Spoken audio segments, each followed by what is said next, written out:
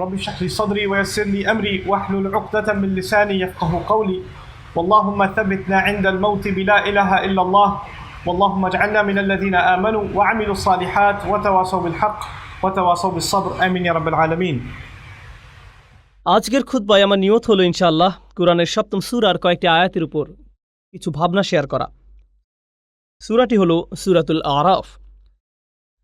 সূরাতুল আরাফের শুরুর দিকে আল্লাহ আযজা ওয়া জাল্লা আদম আলাইহিস সালামের ঘটনা তুলে ধরেন।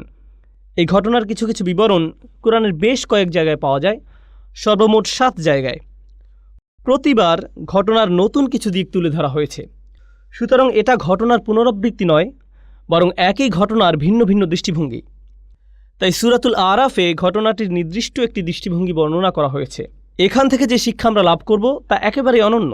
এই শিক্ষা বাকারায় পাবেন না, পরের দিকের সূরা সফফাত বা অন্য কোনো সূরায় পাবেন না। এটা কোরআন অধ্যয়নের মূলনীতির অংশ। হয়তো কেউ বলতে পারেন, আমি তো নবীদের ঘটনা জানি, আমি ইতিমধ্যে আদম আলাইহিস সালামের ঘটনা জানি বা মূসা আলাইহিস সালামের ঘটনা প্রভৃতি জানি। প্রকৃতপক্ষে প্রতিবার আল্লাহ যখন কোনো ঘটনা বর্ণনা করেন, তিনি আসলে আপনাকে ভিন্ন ভিন্ন কিছু পাঠ শিক্ষা দিচ্ছেন এবং পৃথক পৃথক প্রজ্ঞা শিক্ষা দিচ্ছেন। আজকে আপনাদের জন্য সে প্রজ্ঞাগুলোর একটির উপর গুরুত্ব দেব, আর তা হলো শুরু থেকে আল্লাহ কিভাবে মানবজাতির সৃষ্টি নিয়ে কথা বলেছেন। খুতবার শুরুতে আমি আয়াতটি তেলাওয়াত করেছি। আল্লাহ আযজা ওয়া জাল্লা বলেন, কদ খলাকনাকুম, আমি তোমাদেরকে সৃষ্টি করেছি, সুম্মা সাওয়ারনাকুম, অধিকন্তু আমি শুধু তোমাদের সৃষ্টি করিনি, আমি তোমাদের রূপও দান করেছি। আকাশসমূহ এবং পৃথিবী সৃষ্টি করেছেন, আল্লাহ পর্বত সৃষ্টি করেছেন, আল্লাহ সৃষ্টি করেছেন অনিন্দ সুন্দর ঝর্ণাধারা, আল্লাহ সৃষ্টি করেছেন সম্প্রসারিত মহাবিশ্ব, আল্লাহ সৃষ্টি করেছেন ঝিকমিক করা তুষারকণা, বরফকণা। আল্লাহর সৃষ্টি সব কিছুতেই আছে মন করা সৌন্দর্য। আল্লাহ স্বাভাবিক বর্ণনা ভঙ্গির বাহিরে গিয়ে কোনো কিছুর সৌন্দর্য বর্ণনা করেন না। শুধু এটা বলেন যে তিনি অমুক জিনিস সৃষ্টি করেছেন। কিন্তু যখন আমাদের কথা আসে, তিনি বলেন তিনি শুধু আমাদের সৃষ্টি করেননি, অধিকন্তু তিনি আমাদের রূপ দান করেছেন। আমাদেরকে তিনি শৈল্পিক নিপুণতায় তৈরি করেছেন। রূপদান করার ব্যাপারটা হলো আরবি ভাষায় তাসবির, অর্থ হলো ছবি। আরবিতে অবশ্য এর জন্য ব্যবহৃত শব্দ হলো সূরা, কিন্তু তাসবির মানে শৈল্পিক সৌন্দর্য দিয়ে কোনো কিছু রূপ দান করা। এখানে যে ব্যাপারটা বোঝানো হচ্ছে, এটা করা হয়েছে এক ধরনের শৈল্পিক চেতনা থেকে, প্রয়োজন থেকে করা হয়নি। যদি প্রয়োজন থেকে কিছু তৈরি করতে হতো, বাল খালাকতাহু, কিন্তু কোনো কিছু তৈরি করার পর যদি আপনি একে সাজাতে চান, নিখুঁত করতে চান, তখন পরবর্তী পদক্ষেপ নিয়ে আপনি এর তাসবির করেন, আপনি এর সুন্দর রূপ দান করেন। আল্লাহ আযজা ওয়া জাল্লা বর্ণনা করেন মানুষকে সুন্দর আকৃতি দান করা হয়েছে। কুরআনের অন্য স্থানে আল্লাহ এর মূল শব্দ হুসন ব্যবহার করেছেন। অতএব আল্লাহ আযজা ওয়া জাল্লা বলেন, লাকাদ খলাকনাল ইনসানা ফি আহসানি তাকওয়িম, সূরা 3 এর বিখ্যাত আয়াত। অবশ্যই আমি মানুষকে সৃষ্টি করেছি সর্বোত্তম গঠনে, সুন্দরতম আকার আকৃতি দিয়ে। আল্লাহ আযজা ওয়া জাল্লা বলেন সূরা মুমিনে, খলাকাকুম ফা আহসানা সুয়ারাকুম সাওয়ারাকুম ফা আহসানা সুয়ারাকুম, আর তিনি তোমাদেরকে আকৃতি দিয়েছেন, অতঃপর তোমাদের আকৃতিকে সুন্দর করেছেন। তিনি এখানে পরবর্তী পদক্ষেপের কথা বলছেন, যা নিজেই সুন্দর। তিনি এর সাথে আরেক ধাপ সৌন্দর্য যোগ করলেন, কারণ আল্লাহ আযজা ওয়া জাল্লা কোরআনে বিশেষ মনোযোগ আকর্ষণ করেছেন মানুষের সৌন্দর্য এবং আকর্ষণীয়তার প্রতি। মানুষ আকর্ষণীয় এক সৃষ্টি, মানুষ আল্লাহর অনিন্দ সুন্দর এক সৃষ্টি, আর এটি মানবজাতির জন্য খুবই শক্তিশালী একটি দিক। বস্তুত আজকের বিশ্বে মানুষের সৌন্দর্যকে ঘিরে যে ইন্ডাস্ট্রি গড়ে উঠেছে, তার সবচেয়ে বেশি লাভজনক ইন্ডাস্ট্রির মাঝে অন্যতম। কসমেটিক ইন্ডাস্ট্রি থেকে শুরু করে ফ্যাশন ইন্ডাস্ট্রি, পোশাক শিল্প, ফিল্ম ইন্ডাস্ট্রি, সব কিছুতে সৌন্দর্যকে পুঁজি করে তারা ব্যবসা করে। কিসের ভিত্তিতে তারা অভিনেতা, অভিনেত্রী, মডেল ইত্যাদি নির্বাচন করে। এমনকি কিছু কিছু নোংরা শিল্পেও তারা এই ধারণাকে কাজে লাগায় যে মানুষ সহজাতভাবেই সুন্দর এবং নিজেরা অন্য মানুষের সৌন্দর্যের প্রতি আকর্ষিত। তারা এটাকে পুঁজি করে ব্যবসা করে এবং অগণিত টাকা পয়সা উপার্জন করে। অতএব এটি খুবই শক্তিশালী একটা জিনিস, যা আল্লাহ মানবজাতিকে দিয়ে অলঙ্কৃত করেছেন, নারী পুরুষ সবাইকে দিয়েছেন। এখন এটা বলার পর আমি আপনাদেরকে বলেছিলাম এই খুতবা আদম আলাইহিস সালামের ঘটনা নিয়ে। আমি মনে করি এখানে উপবিষ্ট সবাই ঘটনাটি জানেন, বা অন্তত এই ঘটনার কিছুটা বিস্তারিত বিবরণ আপনাদের সবার জানা আছে। জান্নাতে আমাদের পিতামাতাকে একমাত্র যে নির্দেশটি প্রদান করা হয়েছিল, এই গাছের নিকটেও যেও না, লা তাকরাবু হাযিহিশ শাজারা, তোমরা দুজনে এই গাছ থেকে দূরে থাকো। এটাই ছিল একমাত্র নির্দেশ। যদি কোরআনের টেক্সট ভালোভাবে খেয়াল না করেন, তাহলে আপনার মনে হবে শয়তানের লক্ষ্য ছিল আমাদের পিতামাতাকে ওই গাছের ফল আহার করানো। আমাদের পিতামাতাকে ওই গাছের ফল আহার করানো। এটাই ছিল তার লক্ষ্য। আল্লাহ আজ্জা জাল্লা এটাকে শয়তানের লক্ষ্য হিসেবে বর্ণনা করেননি। এটা আমার আশা ছিল, আমি আশা করেছিলাম শয়তানের উদ্দেশ্য ছিল, আল্লাহ বলেছেন এই গাছের নিকটেও যেও না, আর শয়তানের লক্ষ্য হবে তাদেরকে গাছের নিকটবর্তী করা। সূরা বাকারায় আল্লাহ বলছেন আযাল্লাহুমা শাইতান, শয়তান তাদের পদস্খলন ঘটালো, শয়তান তাদের উভয়ের দ্বারা সামান্য ভুল করালো।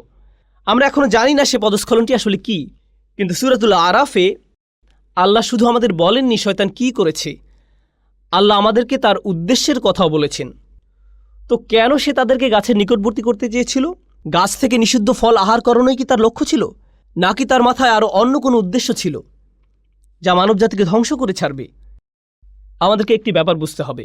এমনকি দিন শেষে আদম আলাইহিসসালামকে একটি নির্দিষ্ট গাছ সম্পর্কে বলা হলো, এই গাছের ফল তোমার জন্য হারাম, এই গাছের ফল খাওয়া তোমার জন্য নিষিদ্ধ। তিনি এবং আমাদের মা সেই ঐতিহাসিক ভুলটি করলেন এবং আমরা সেই গাছের ফল আহার করলাম। কিন্তু ব্যাপারটি নিয়ে যদি যৌক্তিক দৃষ্টিতে চিন্তা করেন, আমরা জীবনে অসংখ্য ভুল করি, আর মানুষ এই দুনিয়াতে আসার পর মারাত্মক সব অপরাধ করে থাকে। মানুষ খুন করে, ধর্ষণ করে, লুটতরাজ চালায়, ডাকাতি করে, চুরি করে, অন্য দেশে আক্রমণ চালায়, অন্য মানুষের সম্পদ দখল করে নেয়, অন্যদের প্রাপ্য অধিকার থেকে বঞ্চিত করে। এখন যদি এই সমস্ত অপরাধকে একটি গাছের ফল খাওয়ার অপরাধের সাথে তুলনা করেন, এটাকে তেমন কোনো বড় অপরাধ বলে মনে হবে না। এমনকি কোরআনেও আল্লাহ বলছেন আযাল্লাহুমা, সে তাদের পদস্খলন ঘটালো, সে তাদের দ্বারা সামান্য ভুল করালো। আপনার মনে হতে পারে এটা তো মানবজাতির ইতিহাসের সবচেয়ে বড় ভুল, আর আল্লাহ আজ্জা জাল্লা এর মাত্রা কমিয়ে একে সামান্য ভুল বলে আখ্যায়িত করলেন। কিন্তু শয়তান এখানে শুধু ফল খাওয়ার চেয়েও বড় কিছু দেখল, শুধু গাছের নিকটবর্তী হওয়ার চেয়েও সে এখানে বড় কিছু দেখল। তার ছিল খুব নির্দিষ্ট একটি উদ্দেশ্য। এই ব্যাপারটার উপরেই আজকে গুরুত্ব দিতে চাই। আমার খুতবার প্রথম অংশ এই অংশের সাথে সম্পর্কহীন মনে হতে পারে। প্রথম অংশে আমি বলেছি আল্লাহ মানুষকে খুব সুন্দর অবয়বে সৃষ্টি করেছেন, আকর্ষণীয় করে তৈরি করেছেন। এখন শুনুন আল্লাহ আজ্জা জাল্লা শয়তানের মনের ভেতর থেকে কি বর্ণনা করছেন। ফাওয়াসওয়াসা লাহুমা শাইতান, শয়তান অবিরত তাদের কুমন্ত্রণা দিল এবং দূরে সরে গেল। ওয়াসওয়াসা মানে হামাসা ওয়া গাবা, সে তাদের কাছে যেত, কুমন্ত্রণা দিত এবং অদৃশ্য হয়ে যেত, এরপর আবার কুমন্ত্রণা দিত এবং আবার অদৃশ্য হয়ে যেত। ক্রমাগত কারো কাছে একই বার্তা বারবার প্রচার করা, যতক্ষণ না সে তা গ্রহণ করে নেয়। প্রোপাগান্ডা এভাবেই কাজ করে। আপনাদের কি মনে হয় কেন তারা একই অ্যাড বারবার প্রচার করে, যেন আপনার তা একেবারে মুখস্থ হয়ে যায়? যদি ওয়াসওয়াসা বারবার দেয়া না হয় তবে এটি আপনার চিন্তার অংশ হবে না।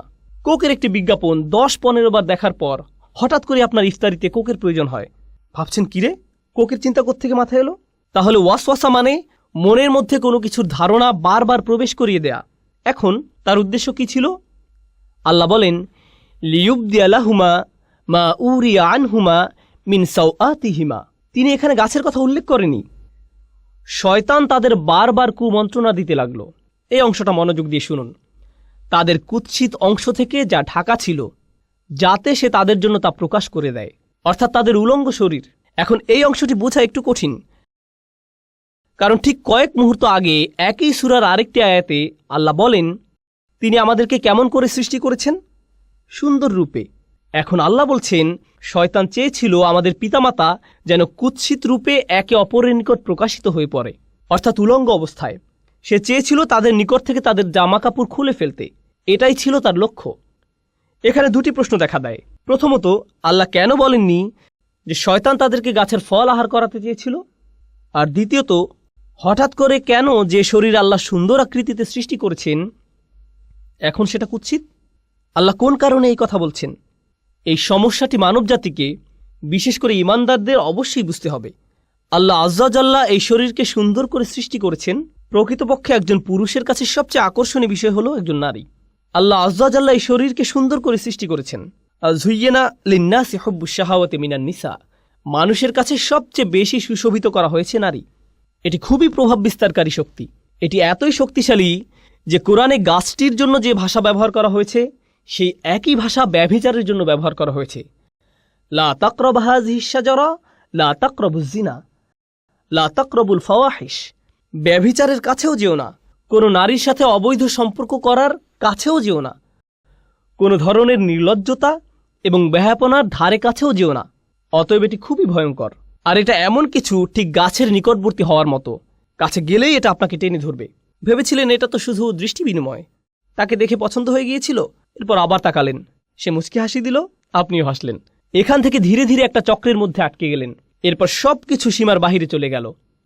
কিছু বুঝে ওঠার আগেই এমন কিছুতে আটকে গেলেন, বুঝতেও পারছেন না কিভাবে বের হবেন। সুতরাং কাছে না যাওয়ার উপদেশটি উত্তম একটি উপদেশ, কারণ আপনি জানেন না কোথায় থামতে হবে। কিছু দূর অগ্রসর হওয়ার পর আর থামতে পারেন না। তো আল্লাহ আজ্জা ওয়া জাল্লা বর্ণনা করেন, যখন মানুষ আল্লাহর অনুমোদিত পথের বাহিরে গিয়ে একে অন্যের নিকট লজ্জাস্থান প্রকাশ করে দেয়, এটাই তখন চূড়ান্ত কদর্যতা, এটাই তখন মানুষের চূড়ান্ত কুৎসিত রূপ। পুরুষ এবং নারীর সুন্দর একটি ভালোবাসার সম্পর্ক থাকার কথা। আল্লাহ আমাদের সুন্দর করে সৃষ্টি করেছেন যেন আমরা একে অন্যের প্রতি আকৃষ্ট হই। এরপর তিনি একটি ব্যবস্থাপনা তৈরি করলেন যার মাধ্যমে এই সম্পর্কটি বৈধতা পাবে। বিয়ের মাধ্যমে এই সম্পর্কটি বৈধতা পাবে। মানুষ যখন বিপরীত লিঙ্গের প্রতি আকর্ষণের কারণে এই সম্পর্কটি স্থাপন করতে চায়, কিন্তু এমন পন্থায় যা আল্লাহর নিকট অনুমোদিত নয়, তখন সে একই সম্পর্কটি যা সৌন্দর্যের কারণে তৈরি হয়েছিল, আকর্ষণের কারণে তৈরি হয়েছিল, সেই একই সম্পর্কটি তখন কুৎসিত রূপ ধারণ করে। আর এটা শুধু শারীরিক কদর্যতা নয়। কেউ এটা শোনার পর ভাবতে পারে, আমার একটা মেয়ে বন্ধু আছে, সে সুন্দর, আমি বুঝতে পারছি না কিভাবে সে কুৎসিত হয়ে গেল কুরআন নাজিল হওয়ার পর। আমি এটা নিয়ে কথা বলছি না। আপনার ভেতরে এক ধরনের কদর্যতা আছে। আপনার ভেতরের ভালো সত্তাটি ধীরে ধীরে মৃত্যুর দিকে ধাবিত হয়। তখন মানুষকে শুধু শারীরিক দিক থেকে সুন্দর করে সৃষ্টি করা হয়নি, মানুষকে চরিত্রের দিক থেকে সুন্দর করে সৃষ্টি করা হয়েছে। আর আপনি যখন অবৈধ একটি সম্পর্কে জড়িয়ে পড়েন, তখন আপনার ভেতরে যে সৌন্দর্যগুলো ছিল, আল্লাহ আপনাকে যে সৌন্দর্যগুলো দান করেছিলেন, তার থেকে কিছু কিছু তখন আপনার কাছ থেকে পালাতে শুরু করে। আপনার ভেতর থেকে টেনে হিঁচড়ে বের করে ফেলা হয়। ফলে দেখবেন, যখন কোনো যুবক ছেলে কোনো মেয়ের সাথে অবৈধ সম্পর্কে জড়িয়ে পড়ে, বা কোনো মেয়ে কোনো ছেলের সাথে, তখন লক্ষ্য করবেন তারা দিন দিন তাদের পিতামাতার সাথে বদমেজাজি আচরণ থেকে আরও বেশি বদমেজাজি আচরণ করতে থাকে। তাহলে দেখা যাচ্ছে এই সম্পর্কটি তাদের জীবনের অন্যদিকে কদর্যতা নিয়ে এসেছে। আপনি বুঝতেও পারবেন না তার এরকম পরিবর্তনের কারণ কি। এটাই হলো সাওয়া বা কদর্যতা। প্রসঙ্গত, কুৎসিতের আরবি হলো কবাহা, এটা কাবিহ, এটা কুৎসিত। তাহলে সাওয়া অর্থ কি? আরবিতে সাওয়া মানে লাশ। লাশ দেখা মানুষের দৃষ্টিতে খুবই অস্বস্তিকর এবং কদর্য। এর দুর্গন্ধ, আকৃতি, গলে পচে যাওয়া মাংস, চামড়া, এর সর্বত্র পোকামাকড়, এর সব কিছুই আমাদের চিন্তায় খুবই অসহ্য। এই চিত্রটি আল্লাহ আজ্জা ওয়া জাল্লা তুলে ধরেছেন। অন্য কথায়, আপনার শরীর জীবনী শক্তিতে পরিপূর্ণ, কিন্তু আপনার আত্মার মৃত্যু ঘটেছে। আপনার আত্মা একটি লাশে পরিণত হয়েছে। লিউবদি আলাহুমা মা উরিয়া আনহুমা মিন সাওআতিহিমা। শয়তান তাদের লজ্জাস্থান প্রকাশ করে দিতে চেয়েছিল, কুৎসিত অবস্থা। সে তাদের ভালো দিক দূর করে দিতে চেয়েছিল। প্রসঙ্গত, এই সম্পর্কে আরেকটি ব্যাপার উপলব্ধি করা গুরুত্বপূর্ণ। আল্লাহ আজ্জা ওয়া জাল্লা মানবজাতিকে ফেরেশতাদের চেয়েও উত্তম মর্যাদা দিয়েছেন। ইবলিসের চেয়েও তিনি মানুষকে উত্তম মর্যাদা দিয়েছেন। আর শুধু একটি জিনিসের কারণে মানুষ এই উত্তম মর্যাদা লাভ করেছে। ওয়ানাফাখতু ফীহি মির রূহি ফাকাউ লাহু সাজিদিন। আল্লাহ যখন মানুষের ভেতরে রূহ ফুঁকে দিলেন, শরীরকে সুন্দর করে সৃষ্টি করা হয়েছে, কিন্তু যে রূহ আল্লাহ মানুষের ভেতরে ফুঁকে দিয়েছেন, যে আত্মা আল্লাহ আপনার ভেতরে ফুঁকে দিয়েছেন, যে ভালো গুণগুলো তিনি আপনাকে দিয়েছেন, সেটাই আপনাকে বেশি সৌন্দর্যমণ্ডিত করেছে আল্লাহর যে কোনো সৃষ্টির চেয়ে। সেটাই আপনাকে অন্যদের থেকে পৃথক করেছে। শয়তান এটা জানে, আর তাই সে মানুষের শারীরিক সৌন্দর্যকে কাজে লাগিয়ে তাদের আত্মিক সৌন্দর্যকে কুৎসিত করতে চাইবে। এটাই তার লক্ষ্য। এখন এটা বলার পর সে কিভাবে আমাদের পিতামাতাকে রাজি করালো, এটা লম্বা একটা ঘটনা। আমি তার একটি সংক্ষিপ্ত রূপ আপনাদের সামনে উপস্থাপন করছি। সংক্ষিপ্ত ভার্সনটি হলো, সে আদম এবং হাওয়া আলাইহিস সালামকে বলেছিল, শোনো, তোমাদের সৃষ্টি করা হয়েছে পৃথিবীর জন্য। ইন্নী জাইলুন ফিল আরদি খলিফা। আল্লাহর সিদ্ধান্ত হলো তোমাদের দুনিয়ার জন্য সৃষ্টি করা হয়েছে। তোমাদের জান্নাত থেকে দুনিয়াতে স্থানান্তর করা হবে যে কোনো মুহূর্তে। জান্নাত ছেড়ে পৃথিবীতে কে যেতে চায়? এখন শোনো, শুধু ফেরেশতারা এখানে থাকতে পারবে। সরি, তোমরা ফেরেশতা নও। অথবা তোমাদের জন্য আরেকটি উপায় আছে। যদি তোমরা জান্নাতের পার্মানেন্ট রেসিডেন্ট কার্ড বা গ্রিন কার্ড পেতে চাও, এটাই তোমাদের একমাত্র বিকল্প উপায়। অতএব ফেরেশতা হওয়ার একমাত্র উপায় হলো, বা জান্নাতের চিরস্থায়ী অধিবাসী হওয়ার একমাত্র উপায় হলো, তোমাদেরকে ওই গাছের ফল খেতে হবে। এটাই একমাত্র উপায়। তো সে বলল, আনতাকুনা মালাকাইনি আও তাকুনা মিনাল খালিদিন। এই গাছ থেকে আহার করো, হয় তোমরা ফেরেশতা হয়ে যাবে, নতুবা জান্নাতের চিরস্থায়ী অধিবাসী হয়ে যাবে। এজন্যই আমাদের পিতামাতা ভুলটি করেছিলেন। এখন এই ভুল করার পর কি ঘটল? আল্লাহ বর্ণনা করছেন ফাদাল্লাহুমা বিগুরুর। এই আয়াতটি ভালোভাবে বোঝা খুবই গুরুত্বপূর্ণ। তিনি বলেন সে তাদের পদস্খলিত করল ধীরে ধীরে। দাল্লাহুমা, আরবি শব্দ দাল্লা এসেছে দালউন থেকে, যার অর্থ বালতি। আগের দিনে বালতি ব্যবহার করা হতো কূপ থেকে পানি তোলার কাজে। একটি বালতি দড়ি দিয়ে বেঁধে কূপের ভিতরে ফেলতো, তারপর টেনে টেনে তুলত। এর নাম হলো আদলা দালওয়াহু। এর নাম হলো আদলা দালওয়াহু। বালতি কি সাথে সাথে উপরে উঠে আসে নাকি সময় লাগে? সময় লাগে। এটি একটি ধীর প্রক্রিয়া, আর প্রক্রিয়াটি যদি মাত্রাতিরিক্ত ধীর গতির হয় তখন আপনি আদলা দালওয়াহু বলেন না, বলেন দাল্লা দালওয়াহু। এটা অতিরিক্ত লম্বা সময় নেয়। শয়তানকে বর্ণনা করা হয়েছে সে তাড়াহুড়ো করে না, সে আপনাকে পথভ্রষ্ট করতে চায়, কিন্তু সে সময় নিয়ে ধীরে ধীরে করবে। সে আপনার কাছে আসে, আপনি বলেন আউযুবিল্লাহি মিনাশ শাইতানির রাজিম, সে তখন বলবে ওকে, আমি একটু পর আবার আসব, চিন্তা করো না, আমাদের হাতে সময় আছে। সে একটু পর আবার আসবে, এরপর আবার আসবে, এরপর আবার আসবে। আপনাকে অবিশ্বাসী বানানোর জন্য বা আপনাকে দিয়ে পাপ করানোর জন্য সে আপনার উপর প্রতিবার 1% করে কাজ করবে। আর এটা অনুধাবন করা খুবই গুরুত্বপূর্ণ। মনোবিজ্ঞানে তারা একটি বিশেষ বিষয় পরীক্ষা করে দেখে, এর নাম হলো স্লো বয়েল, ধীর গতির সিদ্ধ। তারা একটি ব্যাঙকে নিয়ে ফুটানো পানিতে ছেড়ে দেয়, এটি তখন সাথে সাথে লাফ দিয়ে বের হয়ে যায়। এরপর ব্যাঙটাকে নিয়ে স্বাভাবিক পানির একটি পাত্রে ছেড়ে দেয়, আর তারা পাত্রটির নিচে ধীরে ধীরে তাপ দিতে থাকে। এক সময় তাপমাত্রা তীব্র আকার ধারণ করে, কিন্তু ব্যাঙটা কখনোই লাফ দিয়ে বের হয় না। সেখানেই তার মৃত্যু ঘটে। সে এমনকি বুঝতেও পারে না যে তার তাপমাত্রা ধীরে ধীরে বৃদ্ধি পাচ্ছে। শয়তান আপনাকে দিয়ে হারাম কাজ তাৎক্ষণিক করাতে চায় না, কারণ আপনি বুঝতে পারেন এটা একটা ভুল। আপনি আল্লাহর আশ্রয় প্রার্থনা করেন, তো সে আপনার কাছে আসবে নির্দোষ সব বিষয় নিয়ে। আপনি তখন ভাববেন এতে আর কি সমস্যা, মানুষ এটাকে শুধু শুধু খারাপ মনে করে, কিন্তু আপনি বুঝতেও পারবেন না। এরপর সে আপনার কাছে এসে সামান্য একটু পদস্খলন ঘটাবে। আপনার আশেপাশের সবাই বলবে এটা করো না। আপনি তখন মুখ ঘুরে বলবেন এটা কি হারাম? আমি এমন কি করেছি? আমি কি কাউকে খুন করেছি? কি ভুল করেছি আমি? শয়তান ঠিক এই কাজটাই করে। দাল্লাহুমা বিগুরুর। সে আমাদের পিতামাতার সাথেও সব ধরনের প্রতারণার মাধ্যমে এই পদ্ধতি অবলম্বন করেছিল। ব্যাপারটা ইন্টারেস্টিং যে আরবিতে গুরুর মানে প্রতারণা, আবার এর দ্বারা অহংকার বোঝায়। সে মানুষের অহমিকা জাগিয়ে দেয়। মানুষ যখন ছোটখাটো ভুল করে আর কেউ সে ভুল ধরিয়ে দিলে বা স্মরণ করিয়ে দিলে, এটা স্বামী হোক বা স্ত্রী হোক, বাবা হোক বা মা হোক, কেউ ভুল ধরিয়ে দিলে সাথে সাথে সে মাগরুর হয়ে ওঠে, সাথে সাথে রাগান্বিত হয়ে ওঠে। না, কি বলছো তুমি? তুমি কে আমার ভুল ধরার? এভাবে তাদের ইগো ভালো হওয়ার পথ বন্ধ করে দেয়। যে সমস্যাটা শয়তানের নিজের ছিল, অহংকারের সমস্যা। যাই হোক, অনেক সময় ধরে চেষ্টা করার পর সে সফল হলো। সে আমাদের পিতামাতাকে মুহূর্তের মধ্যে গাছের কাছে নিয়ে যেতে পারেনি। সে তাদের কুমন্ত্রণা দিল, আর তারা সাথে সাথে বলে উঠল ভালো বুদ্ধি, ঠিক আছে চলো। না না না, এতে অনেক লম্বা সময় লেগেছিল তারা সেখানে যাওয়ার পূর্বে। অবশেষে তারা তাদের আদি ভুলটি করে ফেলল। আল্লাহ আযজা ওয়া জাল্লা বলেন বাদাত লাহুমা সাওআতুহুমা। তাদের উলঙ্গতা, তাদের কদর্যতা প্রকাশিত হয়ে পড়ল। এটা পরস্পরের নিকট প্রকাশিত হয়ে গেল। তাদের জামা কাপড় খুলে গেল। এই কাজের ফলস্বরূপ তাদের কাপড় খুলে গেল। এটি আসলে কোরআনের শক্তিশালী একটি দার্শনিক প্রতীকী শিক্ষা। আমরা শুধু এর ভাবকে আক্ষরিক অর্থে গ্রহণ করি না, কিন্তু এর ভেতরে রয়েছে বহু প্রজ্ঞা।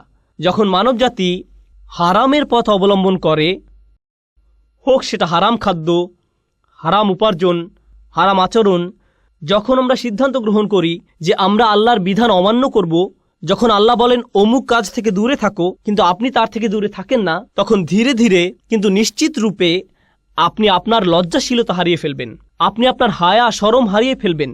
জিহ্বা দিয়ে নোংরা শব্দ বের হবে। এর উপর নিজের কোনো নিয়ন্ত্রণ থাকবে না। আপনি নির্লজ্জ হয়ে পড়বেন কথায়, নির্লজ্জ হয়ে পড়বেন দৃষ্টিতে, নির্লজ্জ হয়ে পড়বেন কাজের ক্ষেত্রে। এভাবে শুধু পতন হতে থাকবে। আর এই সব কিছুর শুরু হয়েছিল আপাত দৃষ্টিতে এর সাথে সম্পর্কহীন একটি ব্যাপার থেকে, আদম হওয়ার ক্ষেত্রে একটি গাছের ফল খাওয়া থেকে। আর আমাদের ক্ষেত্রে যখন কোনো ব্যাপারে আমরা আল্লাহকে অমান্য করব, তার নিষিদ্ধকৃত বস্তুর নিকটে যাব, আমাদেরকে দেয়া আল্লাহর শ্রেষ্ঠ উপহার, আমাদের হায়া, আমাদের লজ্জা, আমাদের শালীনতা, আমাদের সংকোচের চেতনা চুরমার হয়ে যাবে। আমরা এর অযোগ্য হয়ে পড়ব। তারা যখন এই কাজ করল, তাদের কাপড় খুলে গেল। ফলে তারা কি করল? অতফিকা ইয়াখসিফানি আলাইহিমা মিন ওয়ারাকিল জান্নাহ। তারা সাথে সাথে জান্নাতের পাতা দিয়ে নিজেদের ঢাকতে শুরু করলো। তারা অপমানিত হলো এবং নিজেদের লজ্জা ঢাকতে লাগলো। আমরা এখান থেকে কি শিখছি? পরস্পরের সম্মুখে উলঙ্গ না হওয়াটা আদম সন্তানের প্রকৃতিতেই আছে। পোশাক পরিচ্ছদ পরে থাকা, নিজেদের লজ্জা ঢেকে রাখা, এটা আদম সন্তানের সহজাত প্রকৃতিতে স্থাপন করে দেয়া হয়েছে। এজন্য মানবজাতির সকলে সহজাতভাবে নিজেদের ঢেকে রাখতে পছন্দ করে। বাচ্চা মেয়ে বা বাচ্চা ছেলে সামান্য বুদ্ধি হলেই 2 বছর বয়স, 3 বছর বয়স বা 4 বছর বয়স, খুবই ছোট, তাদের কোনোভাবেই এখনো বুদ্ধিমান সচেতন প্রাণী বলা যায় না। কিন্তু মা জামা পরানোর সময় বাবা যদি সামনে এসে যায়, তারা লজ্জিত হয়ে পড়ে, তারা কম্বলের নিচে লুকিয়ে পড়ে। আল্লাহ মানবজাতির ভেতরে প্রাকৃতিকভাবেই লজ্জার চেতনা স্থাপন করে দিয়েছেন। কিন্তু তখন কি হয়, যখন শয়তান কুমন্ত্রণার পর কুমন্ত্রণা দিতে থাকে, সে কুৎসিত সবকিছুকে মানুষের নিকট সুন্দর হিসেবে উপস্থাপন করে। ওয়াযায়্যানা লাহুমুশ শাইতানু আমালাহুম, শয়তান তাদের কাজগুলোকে তাদের নিকট সুন্দর হিসেবে উপস্থাপন করে। ঈমান থাকলে, বিশ্বাস থাকলে আল্লাহ যাকে কুৎসিত বলেছেন আমরাও তাকে কুৎসিত মনে করি, আল্লাহ যাকে সুন্দর বলেছেন আমরাও তাকে সুন্দর মনে করি। কিন্তু যদি শয়তানকে আপনার অন্তরে প্রবেশ করতে দেন, যে জিনিসগুলো কুৎসিত মনে হওয়ার কথা ছিল তাই আপনার কাছে সুন্দর মনে হওয়া শুরু করবে। এরপর সমাজের অবস্থা এমন পর্যায়ে এসে উপনীত হয়, আপনি যত কম জামাকাপড় পরবেন, আপনার জামাকাপড় যত খোলামেলা হবে। রাসূল যেমন বলেছেন, কাসিয়াত আরিয়াত সাল্লাল্লাহু আলাইহি সাল্লাম, একসময় মহিলারা এমনভাবে জামাকাপড় পরবে যদিও তাদের শরীরে কাপড় থাকবে কিন্তু দেখতে মনে হবে উলঙ্গ। জামাকাপড় এমন টাইট হবে মনে হবে যেন শরীরের উপর রং করা হয়েছে, কোনো কিছু সে পরিধান করেনি। অবস্থা এমনই হবে এক সময়, আর এটাই মানবজাতির কাছে সুন্দর মনে হবে। কিন্তু পক্ষান্তরে প্রসঙ্গত এটা শয়তানের ফাঁদ। মানবজাতির চূড়ান্ত ব্যর্থতা হবে তখন যখন নির্লজ্জতাকে সুন্দর মনে হবে, উদযাপন করা হবে। প্রসঙ্গত তারা কি করে, এখানে উপস্থিত অনেক যুবক ছেলের জন্য সিয়াম পালন করা অনেক কঠিন মনে হয়, কারণ সে নিজে নিজে প্রতিজ্ঞা করেছে রমজানে সে কোনো মুভি দেখবে না। ওরা আপনাকে মুভি দেখার জন্য কিভাবে প্ররোচিত করে, ওরা ট্রেইলার বানায়। আর এই ট্রেইলারগুলোতে কি দেখানো হয়, হয়তো এটি কোনো অ্যাকশন মুভি ট্রেইলার, বিস্ফোরণ হচ্ছে, একটি গাড়ি আরেকটি ধাওয়া করছে, ফাইট হচ্ছে, ঠিক মাঝখানে কোথাও তারা উলঙ্গ একটি দৃশ্য যোগ করে দিবে কয়েক সেকেন্ডের জন্য। মুভির গল্পের সাথে এর কোনো সম্পর্ক নেই। তারা এটা দিয়ে লোভ দেখায় যেন আপনি বলে ওঠেন, ওহ আমাকে এখন এটা দেখতে হবে। তারা এভাবে আপনাকে আটকে ফেলে। তারা বেহায়াপনাকে উদযাপন করে। তারা এমন জিনিস উদযাপন করে যা মানবজাতির দৃষ্টির আড়ালে লুকিয়ে থাকার কথা ছিল। এরপর আছে অন্য প্রান্তের কিছু লোক, আমাদের সব সময় শালীন থাকতে হবে, আমাদের লজ্জা থাকতে হবে, আমাদেরকে নিজেদের হায়া শরমে সংরক্ষণ করতে হবে। আস্তাগফিরুল্লাহ। এখন আপনি সারা জীবন ধরে সব সময় চোখ নিচু করে রাখেন, জীবনে মাটি আর ঘাস ছাড়া কোনো কিছু আপনার চোখে পড়েনি। যে মেয়েকে বিয়ে করবেন এমনকি তার দিকেও চোখ তুলে তাকান না। এমনকি বিয়ে হওয়ার পরেও কিছু কিছু মুসলিম সংস্কৃতিতে আমরা এতই ধার্মিক যে আমরা কোরআনের চেয়েও বেশি ধার্মিক, আমরা রাসূল সাল্লাল্লাহু আলাইহি সাল্লামের সুন্নাহ থেকেও বেশি ধার্মিক। স্ত্রী সবসময় জিলবাব হিজাব পরে থাকে, এমনকি ঘরের ভেতরেও সে এমনকি তার স্বামীর জন্যও সাজে না, এমনকি তার স্বামীর জন্যও সুন্দর পোশাক পরে না। সে কখনো তার স্বামীকে নিজের দিকে আকৃষ্ট করার চেষ্টা করে না। যদি জিজ্ঞেস করেন কেন এমনটা করো না, সে বলবে আস্তাগফিরুল্লাহ আস্তাগফিরুল্লাহ। এটা আস্তাগফিরুল্লাহ নয়, তুমি যে স্বামীর কাছেও নিজেকে ঢেকে রাখো এটাই আস্তাগফিরুল্লাহ। কারণ নারী পুরুষের সম্পর্ক যদি সৌন্দর্যমণ্ডিত না হয়, হালাল সীমার ভেতরে সম্পর্ক যদি হালালের ভেতরে সুন্দর না হয়, তখন শয়তান পুরুষ মানুষটির অন্তরে কুমন্ত্রণা দেওয়ার সুযোগ পেয়ে যায়। সে বলবে তুমি যা চাচ্ছ তা বিয়ের সীমার বাহিরে পাবে, বাহিরে পাবে। বুঝতে পারছেন? আল্লাহ আযজা ওয়া জাল্লা কোরআনে এই সুন্দর সম্পর্কের সংরক্ষণ করেছেন যেন বিয়ের ভেতরে সম্পর্কটা সুন্দর এবং রোমান্টিক থাকে। কিভাবে তিনি এটা করেছেন? আল্লাহ আযজা ওয়া জাল্লা একই সূরায় বলেন, তিনি বর্ণনা করেন, ইয়া বানি আদমা খুযু যিনাতাকুম ইনদা কুল্লি মসজিদ, হে বনি আদম তোমরা প্রত্যেক নামাজের সময় সাজসজ্জা পরিধান করে নাও। পরবর্তী আয়াতে তিনি বলেন, কুল মান হাররামা যিনাতাল্লাহ, বলো কে হারাম করেছে আল্লাহর সৌন্দর্য উপকরণ। এখান থেকে আমরা শিখতে পারি আল্লাহ এই সৌন্দর্য সবসময় ঢেকে রাখার কথা বলছেন না। আল্লাহ বলছেন এই সৌন্দর্য প্রদর্শন করার জন্য উপযুক্ত জায়গা আছে, এর জন্য উপযুক্ত পরিবেশ রয়েছে। তিনি আপনার এই সৌন্দর্যকে অস্বীকার করছেন না, তিনি এটা তৈরি করেছেন যেন আপনি এর প্রতি আকৃষ্ট হন, কিন্তু উপযুক্ত মাধ্যমে এটা পেতে হবে। এজন্যই তিনি এই সৌন্দর্য সৃষ্টি করেছেন। তাই তিনি বলছেন, ইউওয়ারি সাওআতিকুম ওয়ারিশান কদ আনজালনা আলাইকুম লিবাসান ইউওয়ারি সাওআতিকুম ওয়ারিশান। সুবহানাল্লাহ। আমি তোমাদের জন্য পোশাক অবতীর্ণ করেছি, আমি পোশাক নাজিল করেছি। আল্লাহ এই আয়াতে বলছেন পোশাকও কোরআনের মতো, ওহির মতো আল্লাহর নাজিলকৃত একটি উপহার। যেভাবে আমরা কোরআনকে সাজাই সেভাবে আমাদের সুন্দর পোশাক পরিধান করার কথা, শালীন কিন্তু সুন্দর পোশাক, যেন এটি আমাদের কদর্যতাকে ঢেকে রাখে। এরপর তিনি বলছেন ওয়ারিশান, পোশাক দিয়েছি তোমাদের শোভা বর্ধনের জন্য। প্রসঙ্গত আরবিতে রিশা এর শাব্দিক অর্থ হল পাখির পালক। পাখির পালক। ক্বাবলা রামি ইউরাশুস সাহাম, তীর নিক্ষেপ করার আগে তীরের মধ্যে পালক লাগিয়ে নাও। তো পালকের ব্যাপারটা হলো আগের দিনে মেয়েরা তাদের জামায় পালক লাগিয়ে সাজত। এখানে মূল ব্যাপারটা হলো সৌন্দর্যমণ্ডিত করা, শোভাবর্ধন। আল্লাহ আজ্জা জাল্লা আসলে আমাদের গভীর প্রজ্ঞাপূর্ণ একটি ভারসাম্য দান করেছেন। আমাদের আজকের বিশ্ব, মার্কিন যুক্তরাষ্ট্র সহ আধুনিক বিশ্ব এবং মুসলিম বিশ্বের অধিকাংশ অঞ্চল যা ভ্রান্ত উপায়ে আধুনিক হচ্ছে, এগুলোর দিকে তাকালে আপনি কি দেখতে পান? আপনি দেখতে পান সুন্দর সুন্দর রাস্তাঘাট, আধুনিক সব দালান কোঠা, সরকার ব্যবস্থা, টেকনোলজি, ভালো ভালো কত কিছু ঘটছে। কিন্তু একটি ক্ষেত্রে মানবতা তার স্বকীয়তা হারিয়ে ফেলছে, আর তা হলো আমরা নির্লজ্জতা এবং বেহায়াপনা উদযাপন করছি। কিশোর ছেলেমেয়েরা বড়দের চেয়েও বেশি নোংরা শব্দ জানে। তারা স্কুলে পরস্পরের কাছ থেকে শিখছে। মোবাইল ডিভাইসের মাধ্যমে এমন সব জিনিসের দ্বার আপনার নিকট উন্মোচিত হচ্ছে যা আপনার আত্মাকে একেবারে ধ্বংস করে ছাড়বে। প্রতি মুহূর্ত, সব সময় এসব ছবি দ্বারা আক্রান্ত হচ্ছেন প্রতিনিয়ত, এসব শব্দ দ্বারা, এসব মেসেজ দ্বারা। একদিকে আমাদের নিজেদের রক্ষা করতে হবে, যে সৌন্দর্য আল্লাহ আমাদের ভেতরে দান করেছেন সারা জীবনের জন্য তা ঢেকে রাখা সম্ভব নয়, এবং আশা করা যায় যে এটা আমাদের উপর কোনো প্রভাব ফেলবে না। এর জন্য দরকার উপযুক্ত একটি রাস্তা, উপযুক্ত একটি উপায় দরকার, অর্থপূর্ণ এবং উদ্দেশ্যপূর্ণ উপায়ে এর মুক্তি দরকার। আর তা হলো বিবাহ নামক প্রতিষ্ঠান। এটাই সেই প্রতিষ্ঠান। আল্লাহ আজ্জা জাল্লা আমাদের খুব সুন্দর প্র্যাকটিক্যাল একটা ধর্মদান করেছেন। তিনি আমাদের থেকে সাধু সন্ন্যাসী হওয়া আশা করেন না। সাহাবারা রাদিয়াল্লাহু আনহুম আজমাইন তথা রাসূল সাল্লাল্লাহু আলাইহি সাল্লামের সঙ্গীদের ইসলামের পূর্বেও একটি জীবন ছিল, আর সে সময় তারা ঠিক এমন ছিলেন না যে আস্তাগফিরুল্লাহ ওইদিকে আপুরা আছেন। সে সময় তারা এমন জীবন পার করেননি। ইসলামের পূর্বে তাদের কারো কারো রোমান্টিক জীবন ছিল, কেউ কেউ এমনই ছিলেন। এমনকি ইসলাম গ্রহণ করার পরেও সেই জীবন থেকে বের হয়ে আসা তাদের জন্য কষ্টকর ছিল। একদিন এক সাহাবী রাসূল সাল্লাল্লাহু আলাইহি সাল্লামের কাছে এসে বললেন, ইয়া রাসূলুল্লাহ, আমি খুব দুঃখিত, আমি রাস্তায় এক মেয়েকে চুম্বন করে ফেলেছি। একজন সাহাবী এটা করেছেন রাস্তায়। রাসূল সাল্লাল্লাহু আলাইহি সাল্লাম তাকে কয়েক রাকাত নামাজ পড়তে বললেন, কারণ তিনি ধীরে ধীরে ভালো হচ্ছেন, তিনি আস্তে আস্তে ভালো হওয়ার দিকে এগিয়ে যাচ্ছেন। আমি বলছি না যে এমনটা করা আপনাদের জন্য বৈধ। যারা মাত্র ইসলামে প্রবেশ করেছেন, এটা তাদের জন্য একটা জার্নি ছিল। রাসূল সাল্লাল্লাহু আলাইহি সাল্লাম তাকে এভাবে ধমক দেননি। তুমি কি আদম আলাইহিস সালামের ঘটনা শুনোনি? তুমি কি জানো না এই কারণে আমাদেরকে জান্নাত ত্যাগ করতে হয়েছিল, আর তুমি সেই শয়তানের পদাঙ্ক অনুসরণ করছো? না, তিনি লম্বা কোনো লেকচার দেননি। জাস্ট 2 রাকাত নামাজ পড়ো, আল্লাহর কাছে ক্ষমা চাও, এমনটা যেন আর না ঘটে। নিজের উপর এত কঠোর হবে না। আপনাদের কেউ কেউ অতীতে ভুল করেছেন, আর কেউ কেউ এখনো করে যাচ্ছেন। আল্লাহর কাছে ফিরে আসার এটাই সেরা সময়। কয়েক রাকাত নামাজ পড়ে আল্লাহর কাছে শক্তি সামর্থ্য প্রার্থনা করুন, যেন আপনি সেই সম্পর্কগুলো থেকে বের হয়ে আসতে পারেন, যেন সেই আসক্তিগুলো থেকে বের হয়ে আসতে পারেন। অন্য কাউকে এই সম্পর্কে জানতে হবে না। আপনাকে আমার কাছে এসে বা অন্য কারো কাছে গিয়ে এই অপরাধগুলো স্বীকার করতে হবে না। আল্লাহ জানেন আপনি কিসের মধ্যে আটকে আছেন। আল্লাহ ইতিমধ্যে জানেন। যদি নিজের অন্তরে যথেষ্ট শক্তি না পান এই রমজান মাসে, তবে এই শক্তি আর কখনোই পাবেন না।